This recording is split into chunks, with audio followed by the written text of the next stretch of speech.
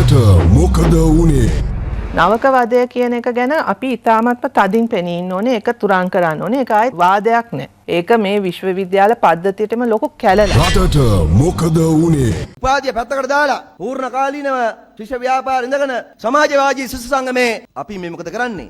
මේ ධනපති ක්‍රමය අවසන් කරලා නව සමාජවාදී යුගය නිර්මාණය කිරීම වෙනුවෙන් සටන් කිරීමේ අවස්ථාව. ඒක තමයි මේ තියෙන්නේ. වෙන මොකුත් නැහැ. අද ඔබට විපක්ෂයේ සිට අරගල කර යුගය වෙනුවට ආණ්ඩුවක සිට අරගල කරන්න ඕන මේ ආණ්ඩුව රැකගන්න. රටට මොකද වුනේ? මෙරට විශ්වවිද්‍යාල පද්ධතිය තුළ ක්‍රියාත්මක නවකවාදය වැළැක්වීම සම්බන්ධයෙන් මේ වන විට යළි අවධානය යොමු ඇත්තේ ඉකුත් අප්‍රේල් 29 වනදා සබරගමුව සරසවියේ සිසුවෙකු මුහුණ පෑ කේදනීය ඉරණමත් සමගයි. එවැනි පසුබිමක ඔළුවිල්හි පිහිටි අග්නිදිග විශ්වවිද්‍යාලයේද නවකවාදය බරපතල ලෙස ක්‍රියාත්මක වන බවට සරසවි සිසුන් චෝදනා කරනවා. ඉකුත් සතියේ අලුයම 2-4 අතර කාලය තුළ අග්නිදිග විශ්වවිද්‍යාලයේ සරසවි මෙදුර බෝයිස් විලා 2 ශිෂ්‍ය නේවාසිකාගාරයට ඇතුළු වූ දෙවැනි වසරේ සිසුන් කණ්ඩායමක් එහි සිටි පළමු වසරේ සිසුන් පිරිසක් නවක වදයට ලක් කරන ආකාරය ඇතුළත් දර්ශන පෙළක් මේ.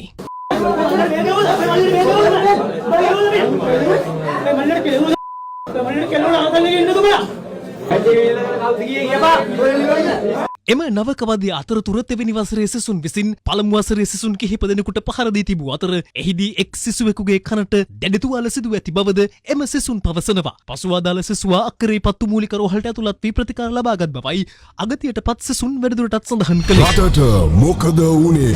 සිසුවියකට සිදු වූ මානසික හිරිහැර ගැන කැලණි සරසවියේ ආබාධිතතා අධ්‍යනාංශ ප්‍රධානියාගෙන් ඔම්බුඩ්ස්මන්වරයා වාර්තාවක් ඉල්ලයි. රටට මොකද වුනේ? විශ්වවිද්‍යාලවල නමකවාදය වහාම තහනම් කරපියා වූ හරින වැඩබැයි තාසන කෙනෙක් ජනාධිපතිතුමනි සුදුසු අධ්‍යාපන ඇමති කෙනෙක් වත් කරන ලෙස මම මේ අවස්ථාව ඉල්ලා සිටිනවා. හරිනි බොළඳයි ළමා තැනි වගේ ඉන්නවා. සත පහකට වැඩක් නැහැ. රටට වැඩකුත් නැහැ. ඇයට වැඩකුත් නැහැ. අර සමලිංගික ප්‍රශ්න වලට මුදල් වංචා කරපුන් තව අත්අඩංගුවට අරගෙන නැහැ. රටට මොකද වුනේ?